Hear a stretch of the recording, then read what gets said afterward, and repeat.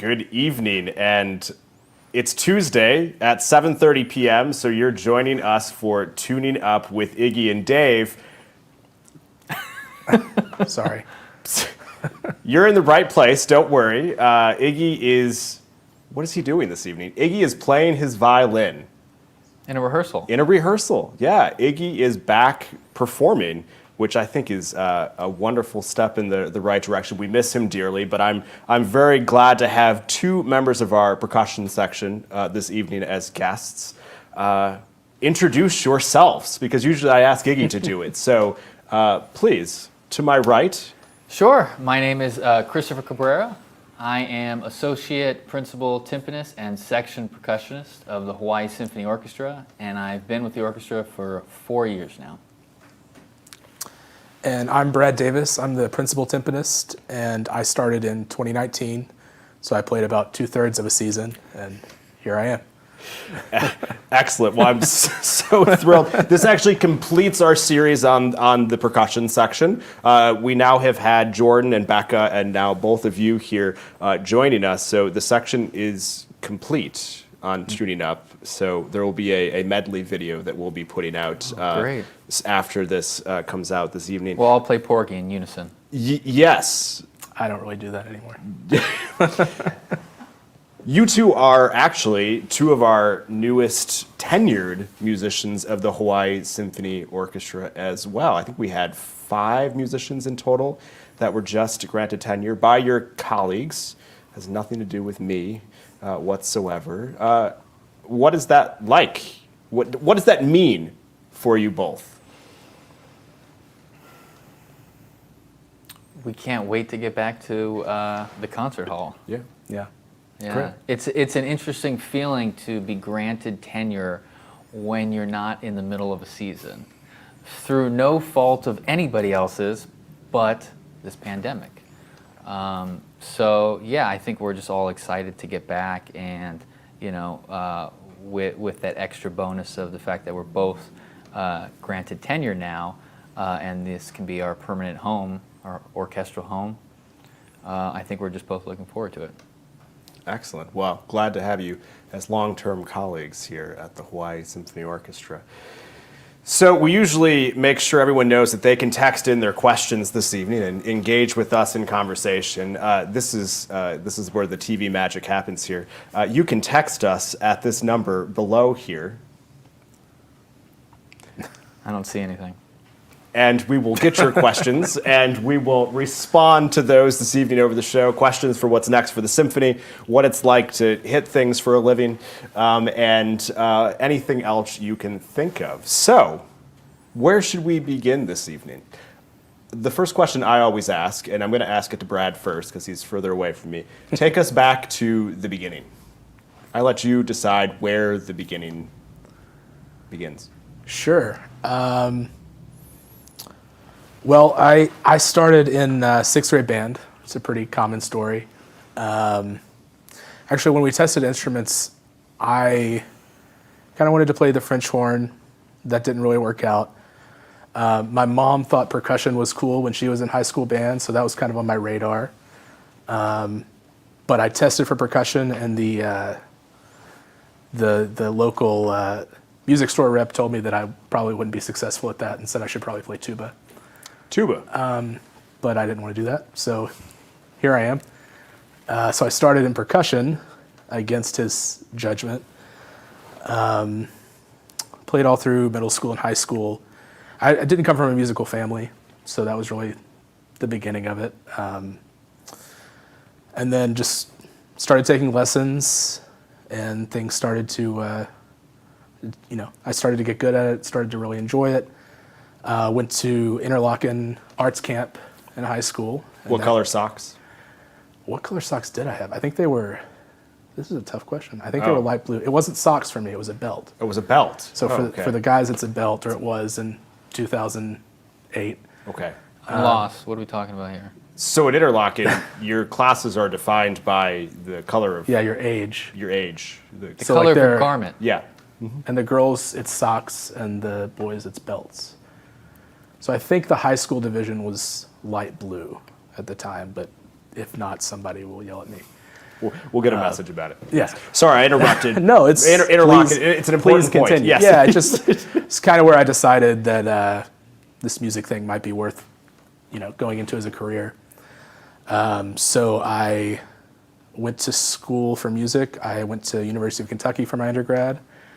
Actually did a double major in performance and education, did a lot of teaching, a lot of really wide range of percussion there. And then kind of towards the end, or really starting pretty early, I started to migrate towards orchestral percussion and timpani as part of that, but not separate from it yet. And then when I went to grad school, I went to University of Maryland, and really just started to focus on timpani, decided that's what I was best at and what I liked playing the most. And did that for 2 years, studied with Javon Gilliam, who's in the National Symphony, and went to a ton of concerts there and in Baltimore. I just started really getting into that world, which I hadn't been exposed to as much in my undergrad. And then after 2 years, I went to Indiana University for a performer diploma and studied with another National Symphony timpanist, the previous one, John Tafoya, and then also got out and did a lot of lessons in the area, in Detroit and Milwaukee especially, and just other places. It was a good central location.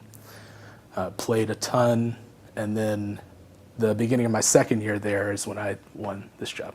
So here we are. Wonderful. Yeah. I want to ask, because I'm sure we'll get to this, and you narrowed in on this. You are a timpani player. Yes, but it's a little complicated. Why? Because all of my education, I have three, well, I didn't actually get my degree at Indiana, but I have 2 percussion degrees. I've played a lot of percussion. I've taken percussion auditions. But like a lot of people, once I got to a certain point, I decided to specialize in one of those 2 areas. And that's really common. You definitely have some people who are, really successful doing both. But I think maybe Chris might disagree with this, but I think it's more common to see people specialize in one or the other. And part of it was my teacher at Maryland, but it was other factors. I just really enjoyed playing timpani, and I was better at it. Didn't have to work quite as hard at it. Still had to work quite a bit, but I still love playing percussion. I don't do it with the orchestra as much. I played on one concert, doubling, but that's my job is timpani, but I still, You dabble. have a soft spot Yes. for percussion. Yeah, absolutely. Well, I have questions about the audition process and rock star, famous timpani players and all those sorts of things, but I would like Chris, you to also take us way back to the beginning, as far as you'd like. The year was 2001. I was 8 years old. I was in 3rd grade in San Francisco. I'm from the Bay Area. I started percussion in 3rd grade thanks to the San Francisco Symphony's AIM program, which brings in symphony musicians from San Francisco Symphony into the public schools. So they pay those musicians to actually teach students who are aspiring to be musicians. So that started in 3rd grade. That continued on, through grade school. I continued in middle school, and usually in middle school you actually start playing in band. In grade school, usually it has to do with you get a pair of mix-matched drumsticks, and you're playing on a Remo pad with maybe 20 other 8-year-olds in a public school cafeteria. So that was interesting. But you actually start band and playing with other people in ensembles, usually starting in middle school, 6th grade. Continued through that, and I got the chance to actually go to, it's similar to Interlochen in a way, not the summer, but the year-round school, where I went to a magnet school in San Francisco called the Ruth Asawa's San Francisco School of the Arts. And that was an interesting public high school to go to in San Francisco because, you know, maybe for the older audience, the show back from the 80s, like Fame. Do you remember that show? Maybe not. I've heard of it, okay, yes. Okay, it's similar to that in that, you know, it's an arts school. And so for the first half of every academic day as a student, you're going to math, you're going to your sciences, your English class. And then the second half of the day after lunch, you're doing all of your arts. So I would do, you know, music history classes, music theory classes, piano classes, oral skills, music theory, along with playing in ensembles like wind ensembles, symphonic band, and full orchestra. I got the chance to attend for my bachelor's Oberlin Conservatory in college, and then I got my master's at the Cleveland Institute of Music. And through some luck and some successful playing and auditioning, I landed the job out here, and that's where we're at now. Here we are, getting ready to get back to the stage after a pandemic. So I was going to cheers and give whatever high five we do for our mascot at Oberlin, but I can't tell you what the mascot is. I think The Yeoman. Yes, the Yeoman, or the Flying Horseman or something. We share an alma mater. Yes. We were not there at the same time, but we were reminiscing over some of our favorite haunts of Oberlin during our time there. It's a special place. Yeah. So you went to school at Oberlin and Cleveland. So you were in the school of the Cleveland Orchestra, I suppose one could say. How is the Cleveland Orchestra different than every other orchestra in the United States and the world? What makes it unique?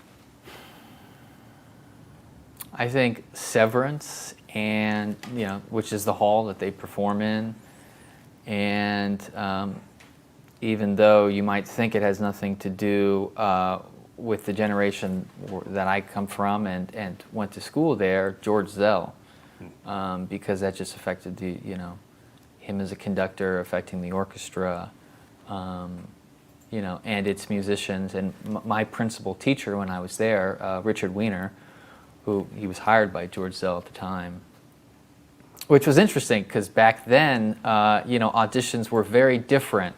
Back in the 60s or even the 50s. These days you're given a list prior to the actual audition day, and usually candidates are getting ready 2 months before, 3 months before for that fateful day. But back then there were no lists. You just had to get ready for the audition by knowing the repertoire as best as you can. And the way that audition played out for my teacher, Richard Weiner, was, he showed up and there was the principal timpanist at the time, Cloyd Duff, and there was George Zell, the conductor, and he would just call out different musical pieces, and the librarian would hurry up and try to find those pieces and would run up on stage and put it on the music stand, and then they asked you to play. And so that's how that used to work. So I can see Kim doing that. Yeah. Well, maybe we should have a type of round. Yeah, absolutely. Like It sounds more like a librarian audition than it does a percussion audition. We adore our orchestra librarian here at the Hawaii Symphony Orchestra. I simply think we wouldn't exist if it weren't for Kim and all the work she does for us. So the Cleveland, we talk about orchestras having sound. You talk about the Chicago Symphony Orchestra brass section. You talk about the strings of the Cleveland Orchestra. Is that the same for percussion? Is timpani? Is it the same? And what are those orchestras and what are the reputations? Absolutely. Yeah. Right. 100%. I think we both. Yeah. Would both agree on that. Both percussion and timpani. Yeah. And Cleveland is probably the most distinct of that kind of school for timpani, and I mean there are others with percussion, but I mean a lot of the American school of timpani playing originates in Cleveland, and there are a couple of other, Cloyd Duff in Cleveland, Saul Goodman in New York, Fred Hinger in Philadelphia. but a lot of what's really spread and what's stuck around with, you know, the majority of working timpanists now is some version of the Cleveland school. Not completely, but it's definitely. And is it a technique? Is it an instrument? Is it a mallet? What Yes. What is it? Yes, all of the above. Yes. So what is it? Break it down for us. Yeah, I mean, so I'm an interesting case. Chris actually went to Cleveland and got everything directly from the source. I got a lot of stuff secondhand from people who went to Cleveland. So what I do is, I mean, it's probably not exactly what you would be taught if you went there, but it's pretty similar. And a lot of it is really focused on clarity and just pureness of tone in general. I think, you know, not some, compared to some schools, it's a little bit more refined and more in kind of a box, if that makes sense. Not quite as loud. That's what I think of with Cleveland. I think Severance has a lot to do with that, which I think applies really well to auditions. Playing, you know, timpani as a solo instrument is kind of an interesting thing. I mean, there are a lot of different. I mean, every timpanist in the country plays completely differently, but the Cleveland school is pretty pervasive. Do you feel the same way, Chris? Yeah. Not that he got it secondhand, but Well, I got it. Let me. He had a great I got it teacher. secondhand from Javon is fantastic great. teachers. Yes, I don't want to minimize that. no, of course. Yeah. And Javon's been out here. He was actually Yeah. Javon Gilliam, principal of NSO, Yeah. timpanist.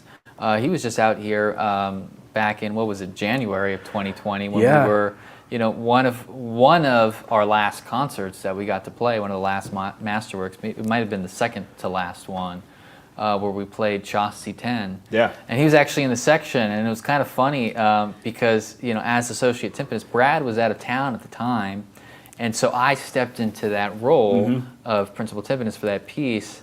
And it was a really weird situation with Javon in the percussion section. On bass drum. On bass drum.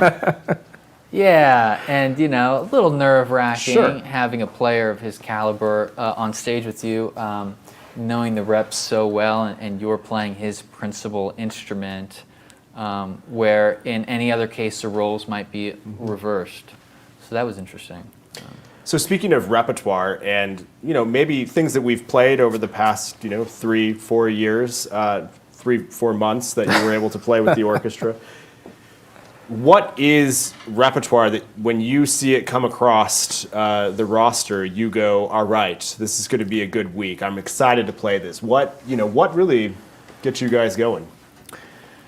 I think a lot of Russian composers for percussion, you know, or Scandinavian, you know, a lot of Shostakovich, Prokofiev, Stravinsky, you know, thinking about Rimsky-Korsakov, you know, whether it be Capriccio, whether it be Scheherazade, you know, those pieces that, and, you know, it's interesting too, a lot of them are programmatic in nature. And it's interesting that those tend to be the pieces where percussion is predominant. Mussorgsky, another one, Pictures at an Exhibition. We played that back in 2017, 2018. And that was great. You know, yeah, that's the repertoire that comes to mind for me as a percussionist. Yeah, it's a little bit different for timpani. Yeah.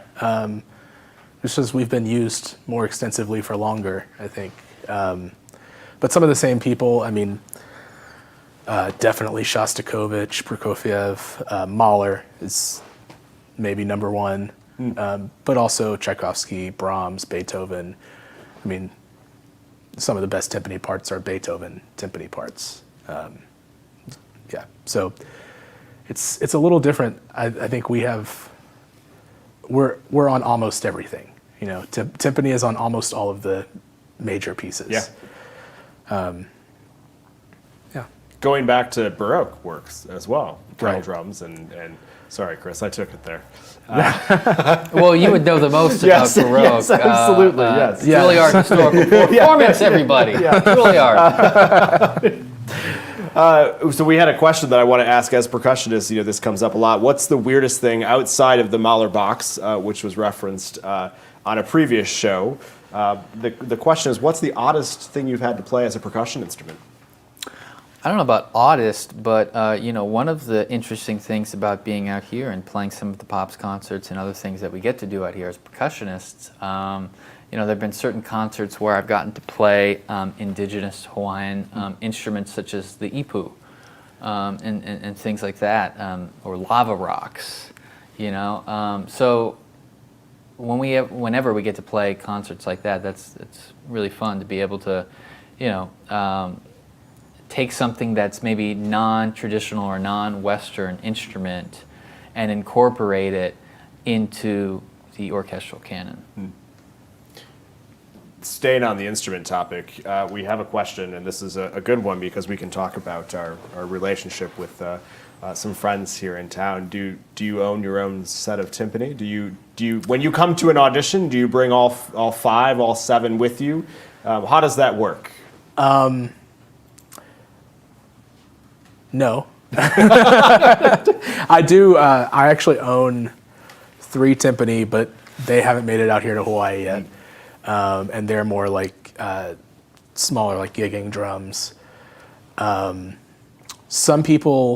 auditions will allow you to bring timpani, and some timpanists have their own sets of drums. But in Hawaii, that's not really realistic. Sure. And some auditions will tell you have to use their drums. So yeah, I practice on the orchestra's timpani, and we actually, you alluded to this, we have new timpani coming thanks to Zach Marita at New Valley. Thank you, Zach Yeah, Marita. He's a big supporter at Nui Valley, teaches percussion and other instruments there. Was a former student of Steve Dinian's as well, who was a former HSO percussionist, and he's been a huge ally to the percussion section and to the musical community locally. So thank you for all you do, Zach Marita. Yeah, absolutely. Any opportunity we get to talk about Zach, I can't stress enough how much of a difference that specific those instruments are going to make here. Yeah. It's night and day. Yeah. So. Wonderful. Why I hope to see them soon. Which leads me to the question: what's a timpani concerto look like, and are there any good ones out there? It's an interesting question. Brad's about to offend every living and dead composer. I have a feeling. No, I don't know of any. No timpani concerto is going to stack up against any other instrument's concerto. Timpani is, to me, in a lot of situations, it does one thing really well, and that thing isn't, quick virtuosic playing. But there are definitely some like fun concertos to play and listen to. There's the Glass double timpani concerto. That's a good one. I know you've mentioned Raise the Roof is a really fun piece. Yeah, that's Michael Doherty. Originally for wind band, though, right? I think it was. Yeah, I played that in high school. Oh, you did? Yeah. Wow. Yeah, I played that my junior and senior year of high school. Show off. Yeah. No, it's a really fun piece. Yeah. But it's hard to write for timpani as a solo instrument. So in a lot of like Raise the Roof, I think we all enjoy that piece, but in a lot of the situations, the timpani actually takes a back seat and does more of like a rhythmic ostinato role. But it's at the front of the stage, so it's a solo instrument. Yeah. Yeah. How many timpani are there? How many can you have? As many as you want. Okay. What's an average number? Generally 4. Okay. That's the standard set. If we're talking about like classical pieces, a lot of those just require 2.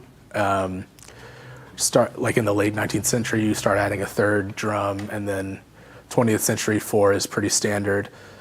We also have a fifth piccolo, timpano. Timpano is singular. That comes out for like occasional 20th century works, but a lot of pops concerts. Also like pops in movies.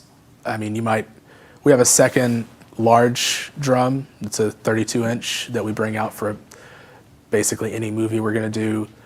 And there are movies, as we move into some of the other Star Wars, we might need to bring in, I mean, I just mentioned 6, we might need 8, we might need 9. Yeah. So you can, a lot of these, the movie scores especially, are written with studio players in mind, and they have a lot of drums. Sure. Because, I mean, they don't have a lot of time to prepare the music to begin with, and they're written that way so that in a lot of situations, I mean, I keep going down different rabbit holes, but timpani do have a pedal, and you can change the pitch, but there's a limit to how much you can do that. And that limit you opened a rabbit hole that you're going to need to explain for our audience. I wish I had a drum here to show you. It's got a pedal. We do have a few in the office. I thought about throwing one in my car to bring over here tonight, but I was afraid where that would go. So there's a pedal. There is a pedal. And the pedal is another like late 19th century, early 20th century invention that's become standard on all drums. And the pedal, if you go this way, it raises the pitch, it tightens the head, and if you go this way, it loosens the head and lowers the pitch. So there's a lot that I can do. I can play scales on the drums, but there's a limit to how fast you can do that. There's a limit to how good it's going to sound and how clean the pitches are going to be, depending on what you need to do. Generally, if there are 2 notes on the same drum that I need to play, if they're more than a whole step apart, then it's going to be really challenging to execute well.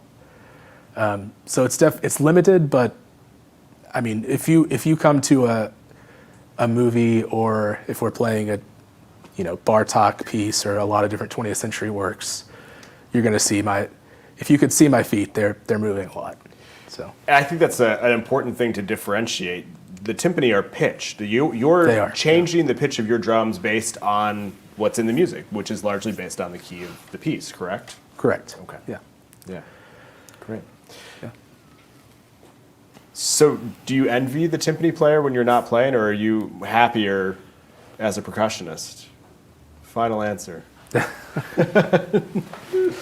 In our section, the triangle player is affectionately known as the princess of the section. Okay. And usually I get that honor of playing triangle. I didn't know that. I'm learning. You're learning. This is our section. Bass drum is known as the buckets. These are all HSO terms. You're hearing it here first, kids. We actually, when Becca was on the show, we talked a lot about how difficult the triangle is. So I think that's as we're celebrating Women's History Month here, I think that's a real testament that it goes to the princess. That is exactly the point I was making. Yeah. I'm so glad you brought it full circle. Absolutely. Yeah. I think they're all 100%. overselling you on the triangle. Are they? Yeah, all these like extras and doublings. They just want you to think it's really hard. Get out. Yeah, great. Well, this is another question that we like to ask on here, and kind of getting outside the musical realm. When you're not practicing, which I know you both spend a lot of time at the Union, where the percussion have their own room, their own den. I understand that you practice in. Thank you to Local 677. We hope that continues. It's a great partnership. It allows the section to be able to thrive. It's a big support to HSO. So thank you, Local 677, for continuing to have Studio 3 as our percussion practice room. Yes, write your local union and thank them for the support of the percussion studio. Just think, they could be your neighbors and they could practice at home. That's the alternative, right? It's true. Yeah, the entire city. I don't think my neighbors would like that. No, I don't think so either. Yes. So outside of symphony life, how your bracket's doing. What's the? We can't talk about that. We can't talk about the brackets. So bad right now. Right. We gotta skip that top. Maybe if it was, maybe if it was the fall and we were talking about fantasy football. See, normally, so I neglected to mention, but you might have figured out from context, I am from Kentucky. So normally, as a Kentucky basketball fan, this is a really great time of the year, but it's kind of a sore subject. Well, there was, you were from Kentucky, there was that, and, I did bring the bourbon this evening. It's true. Because it's of on brand. all of those things. So a little Four Roses. I wish we had a quiz question this evening because we'd send you home with a bottle of Four Roses, but wasn't quite in the budget this week. But instead, we have a wine from Hawai'i Wines that we don't have available with us. We didn't bring it on set this evening. We couldn't trust the fine bottle of wine around these two. Degenerates. Yes. So we need a quiz question this evening. And, I think we'd like to keep it, kind of the topic of percussion, about the instruments, about the people. There was I understand a very famous percussionist that played with the Hawaii Symphony Orchestra that also was a composer as well. Is this correct? Am I going the right direction with this? I don't know the answer. Oh, great. Well, then we're definitely going. All right, scratch that quiz question. We'll come back to another one. Stu Chaffetz, where are you when we need you? Yeah, absolutely. Well, yes. So, thanks. You just ruined quiz question number 2. We have had. This is a wonderful bottle of wine. We have some wonderful listeners joining us this evening. For those who have watched all 32 episodes now of Tuning Up, I mentioned earlier we had our other section members of the Hawaii Symphony Orchestra, but we had another percussionist join us on Tuning Up, who happens to also, he moved from the back of the orchestra to the front of the orchestra. And all you have to do is text us the name of that former percussionist with the Hawaii Symphony Orchestra, whose name may have been mentioned a few minutes ago. And we'll have a wonderful bottle of wine from Hawai'i, our friends down the street here in Chinatown, who continue to support us week after week here at Tuning Up. So text your answers in, and we've got a few more questions to get to here. But, so no brackets. I have to ask, you both have a good relationship with our concertmaster, Iggy, who, on 32 weeks in a row now I've spent with him, and I'm missing him dearly this evening. What did he say when you were going to join us on the show tonight? Was there any... Iggy, if you think you can text me and you can talk S, we're keeping this PG. But let's see what Mr. Concertmaster here said when he found out that myself and Brad were coming on the show tonight. Tuning up. Here he says at 3:54 today. Tuning up. The Three Amigos, the Three Musketeers, the Three Stooges, the good, the bad, the ugly. Can we talk about that one for a minute? I think that starts on this side. Okay. And then Ghostbusters, question mark. Yes. Well, as Iggy is not here this evening because we are the orchestra for Hawaii Opera Theater. They're doing a filming of a new work by Laura Kaminsky, who it will be streamed coming up in a few weeks here. It's just for 6 musicians and librarians, so 7 of our musicians are over there this evening recording. And I'm thrilled at the opportunity to collaborate with the opera during this time. It's been a challenge with singing and all those sorts of things. Looking forward as we get out of this, what does the future hold for the Hawaii Symphony Orchestra? And I want to caveat this a little bit with 13 months ago, when I was here in February and there was the announcement for my position with the orchestra, I had the opportunity to sit down with two members of the PRAC, Chris and Brad, and they interviewed me and asked some questions about the future, about what the orchestra was going to look like. They left out the fact that there was going to be a pandemic a little less than a month and a half after that. So, but we talked about the future and the importance of musicians and management and the community working together to sustain this orchestra. So, that aside now, what's the future? What opportunities do we have at our hands now as we return to a live audience? You know, some of the things we've learned over the past year with the digital performances. What's striking to you both? I mean, I think it's really interesting. In a lot of ways, the pandemic has accelerated a lot of these trends, and we've had to figure out some of these things that might have waited a little bit into the future. So things like this, connecting to the community in as many ways as possible, making the orchestra seem more human. That's really important, whether it's education or just various different engagement things. That's super important. And digital engagement as well, which I think it's a great setup here at Hawaii Theater. So that's really important. I don't think, going to repertoire, I don't think that classical music is going away, but I think it's really important that we continue to expand that with, working with living composers, and also expanding, doing a lot of pops, doing movies, and not thinking of that as anything lesser than the masterworks. I think honoring that for what it is and recognizing that the audience wants to hear that, and I think that's really important too. What else? Hey, one of my favorite concerts in recent past was being able to, play Led Zeppelin and Journey fun. on timpani. Yeah. That concert was packed. I've never seen NBC so packed.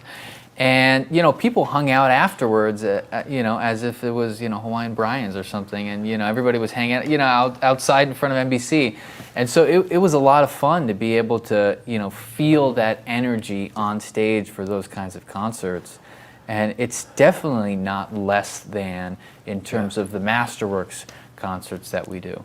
It's so cool to see those kinds of concerts bring in people who've never been to an orchestra concert.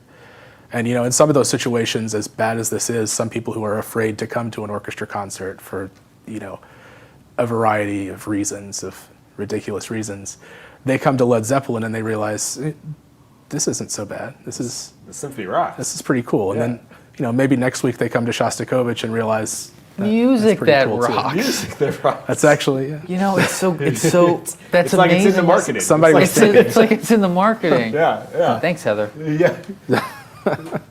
yeah. Some more diversity in programming and we're doing a lot of that, and the stuff that I listened to Becca's Tuning Up, and she was talking about the importance of Hawaiian culture and trying to honor that in as many authentic ways as we can. We have the Symphony of the Hawaiian Birds, which is one of the cooler things that we do, and as much as we can expand those sorts of projects, I think that's really cool. The oboe concerto we did. What about education? You especially with both of your backgrounds, coming up through the San Francisco program and then all of the educational experience that you have. Why is that important? How do we do more of it? What is it that?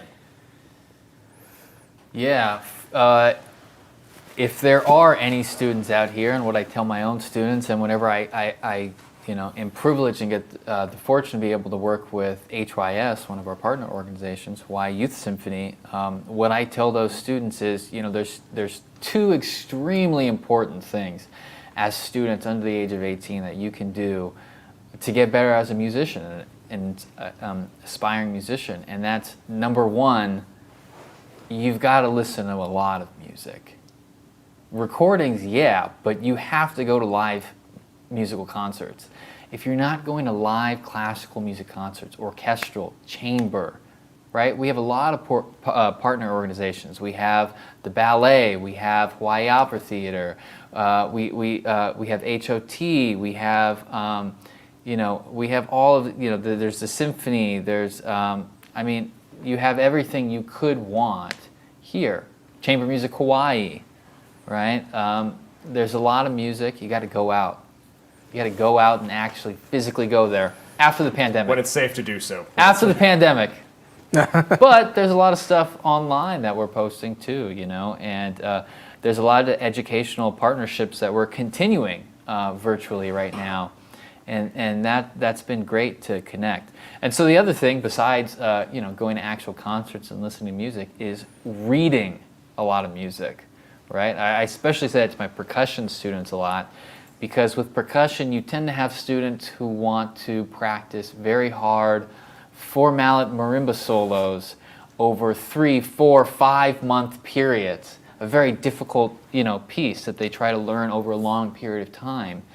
And, while it seems fun to be able to, play those pieces, it's really more beneficial to learn a lot of music, be reading a lot of music every single day, to be able to have a foundation, and you keep increasing your ability to read. Your reading level goes up exponentially when you just keep reading more music week to week. Play your etudes, play your method books, put all your solos. Do solo ensemble, right? Do select band. Do all of these things and get the opportunity to work with a lot of these things. You get to work with HSO musicians. Do it. I think that's one of the really cool things that was happening back when all of this set in.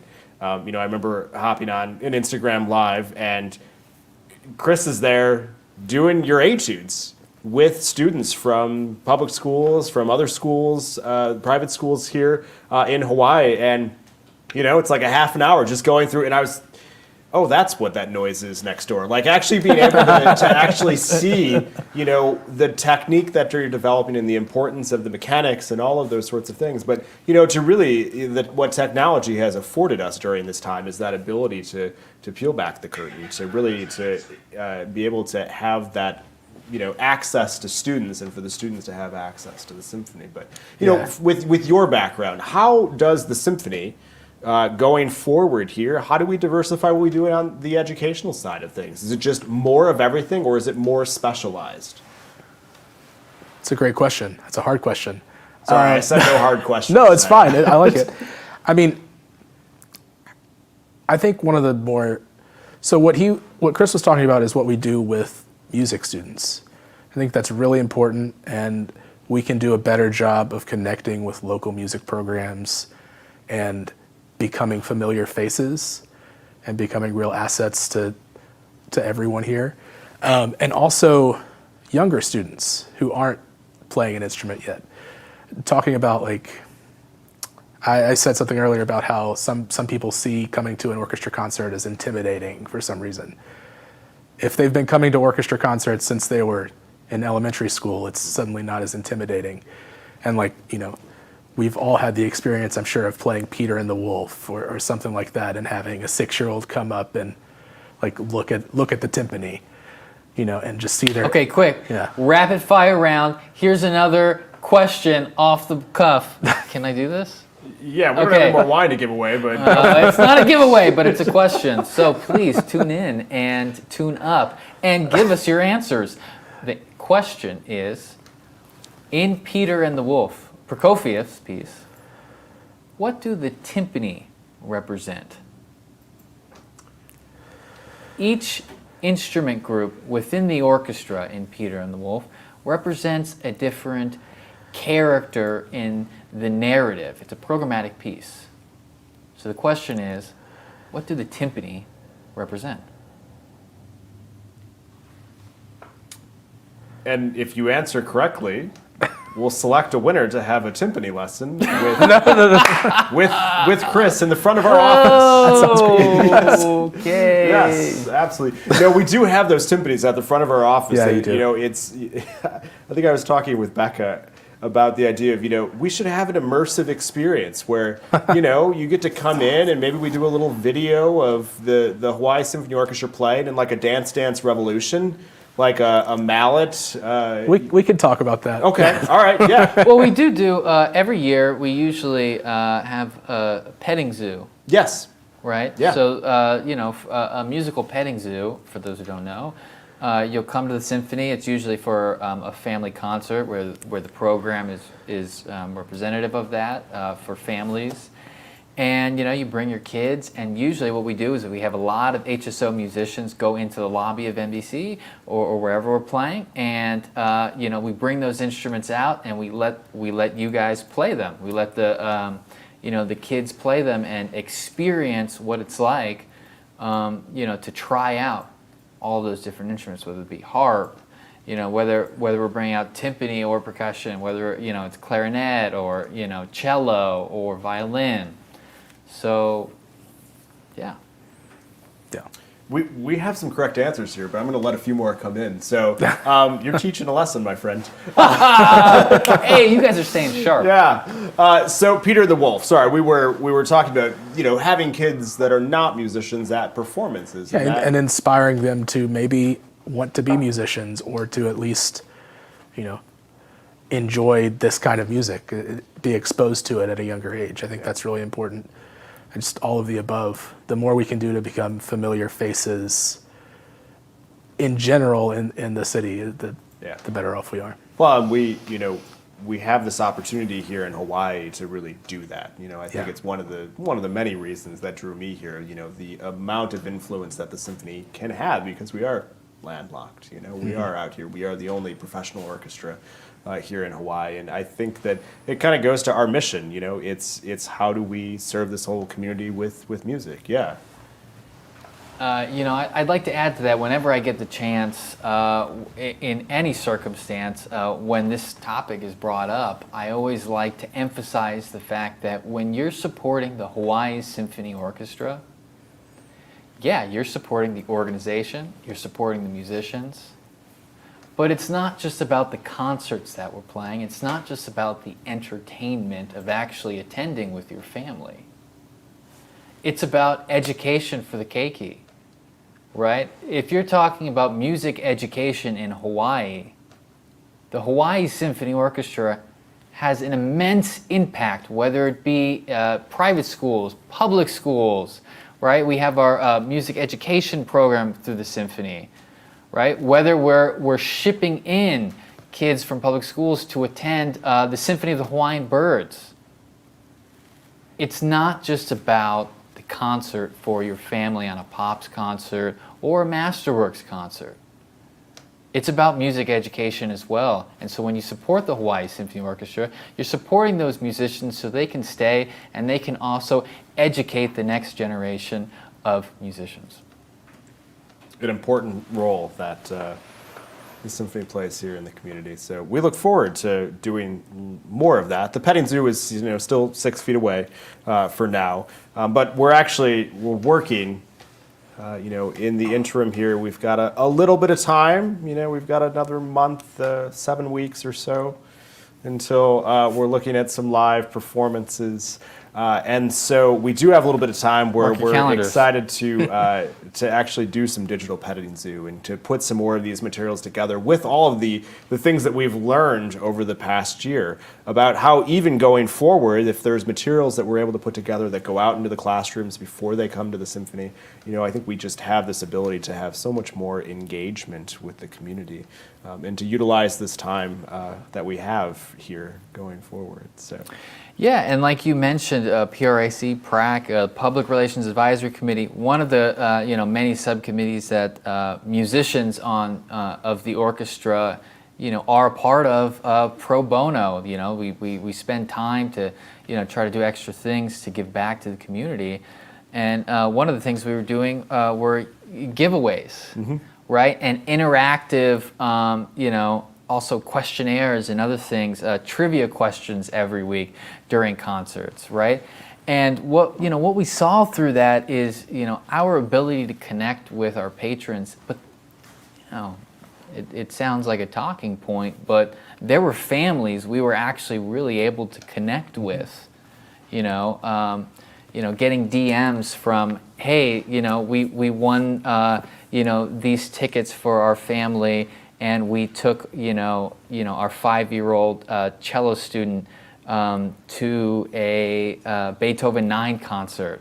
And then they won free tickets, through the stuff we were doing on social media to go to our Shostakovich 10 Masterworks concert. That kind of stuff. I mean, you can't. That's not a talking point. That's not a figure on a spreadsheet. We're really actually reaching people, and I'd love to be able to see more of that. And I think you touched on that in terms of doing a little bit more interactive things digitally before concerts to try to get more students engaged, but also families. What was the first concert you remember going to?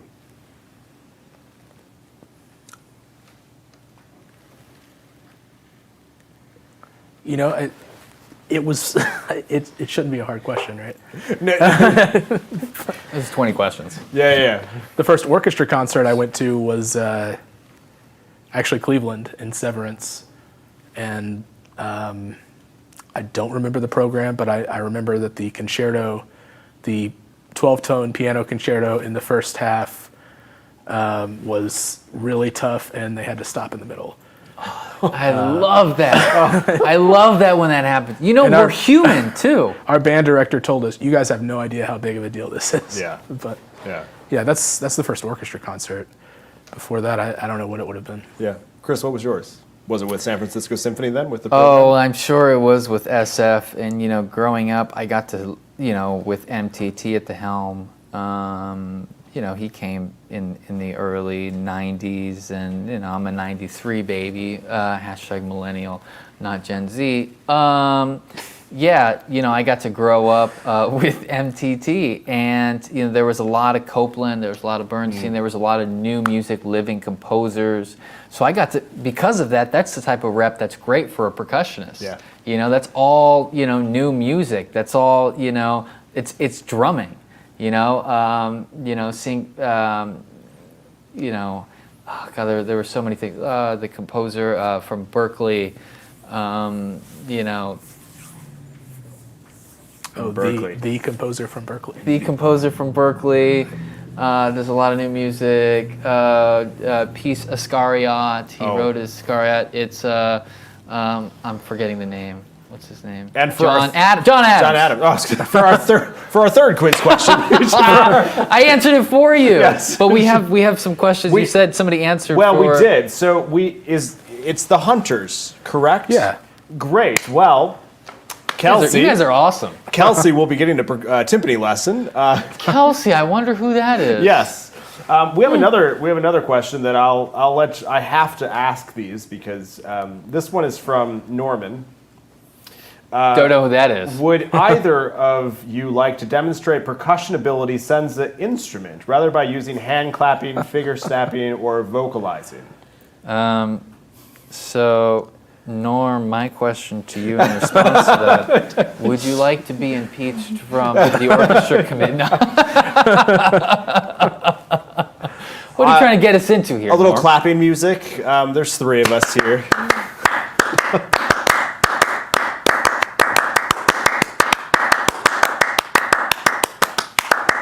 That's enough. It's like 7 minutes left. Did I do it right? And who's the composer? Question number 4. We did have some correct answers here, and the very first answer we got, and she's amassing quite the wine collection, is Mari. Mari, another bottle of wine for you. I have 2 others for you that are still in my closet. Well, You gotta cut it off at some point. I can't.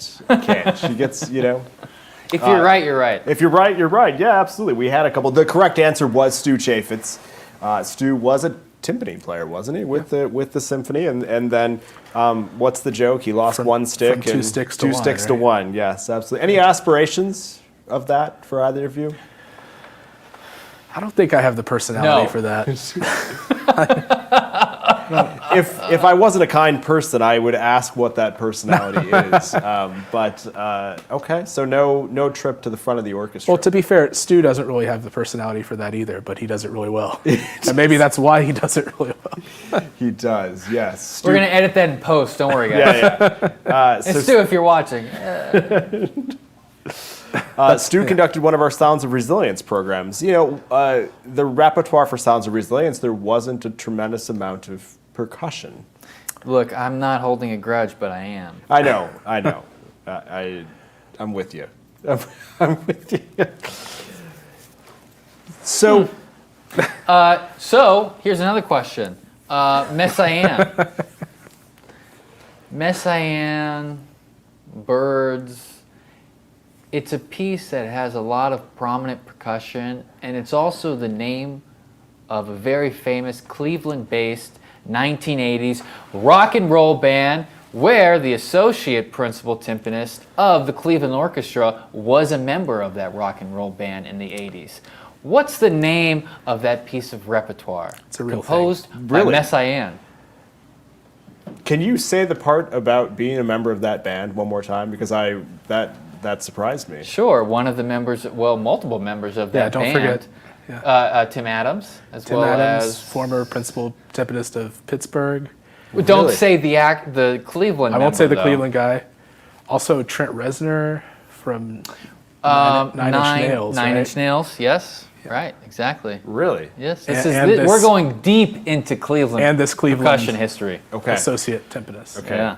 Well, if anyone has that answer, please text me now and not at 11 o'clock tonight when you watch a rerun of this.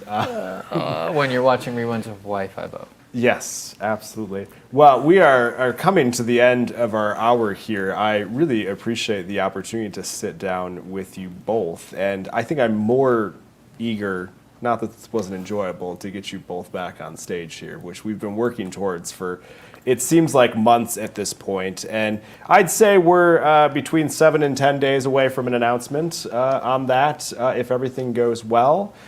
So we're looking forward to having a small audience and returning to live performances and launching a series here, our 21 Starlight series. I like Doesn't that. that have a ring to it? It does, yeah, Starlight Starlight. series. And for those... Star bright, star I see tonight. I wish I may, I wish I might. May I have this wish I wish tonight. I don't think that's how it No, goes. is that not that? That's that was a, There were parts That's not of quite. there was the. It reminds me, though, of the episode where Iggy sang all of Mississippi Hot Dog. Wrong? No, he said it right. Yeah, Oh. he sang the whole thing right. I got it wrong. That will also make our best of. But all joking aside, we are really looking forward to getting back to in-person performances here as soon as May. And doing stuff outdoors, a Starlight series. We'll have some young artists joining us for these performances. We've launched our Nahoku Opio program, our Young Stars, our concerto competition for students of class of 2020 and 2021. I think we had a percussionist maybe ask a repertoire question. So those, it's really great. We're be able to provide an opportunity for these young musicians who have missed out on so many opportunities due to the pandemic. Get them up in front of the orchestra and performing for this community. You know, I think another one of those ways that we can really do something unique for Hawaii by involving them in our work, in our performances. So, and then we are, again, just coming up on a big announcement for our 21-22 season, which will kick off in September of next year. So exciting things. It's going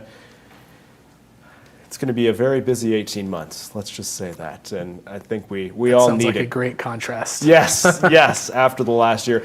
Before we go, any hobbies that either of you picked up during the pandemic? That I don't have anything. Nothing. Not really. These are healthy hobbies? Healthy hobbies. No, yeah, we were going with the healthy hobbies. Yes. I was curious because I know you both practiced a lot during this time. Yeah.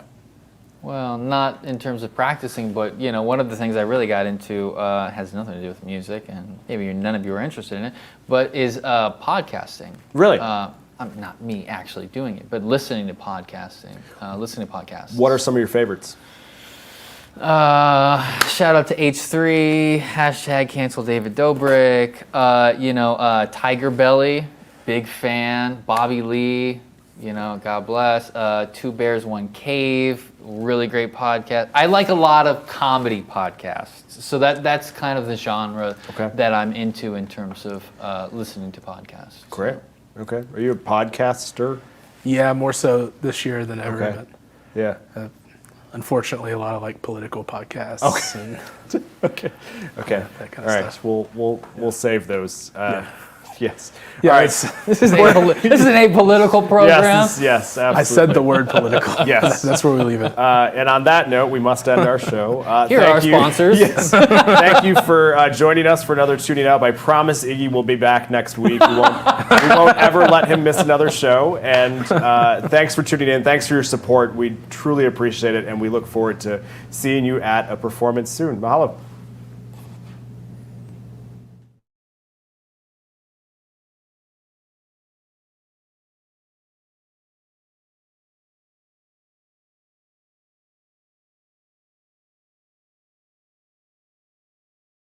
Life changed so fast. During COVID, we've had a chance to think about what's really important in our lives. The arts are an expression of what it's like to be human. To feel, to help us make sense of our world. Does it mean anything if no one sees it? Training and dedication are stronger than any virus. We all need to express ourselves. Keep doing the things that make you happy. So when the lights come back up, We'll all be ready. For the last 24 years, your nonprofit Historic Hawaii Theater has helped millions of people explore and experience the wonder of music, theater, and culture. From school plays to Broadway shows, from the Brothers Kaz to the Beach Boys, we've transported you from Hawaii to the moon and back. Won't you become a member today and help preserve this last remaining historic show palace? Go to hawaiitheater.com. Become a member today. We can't do it without your support. Mahalo.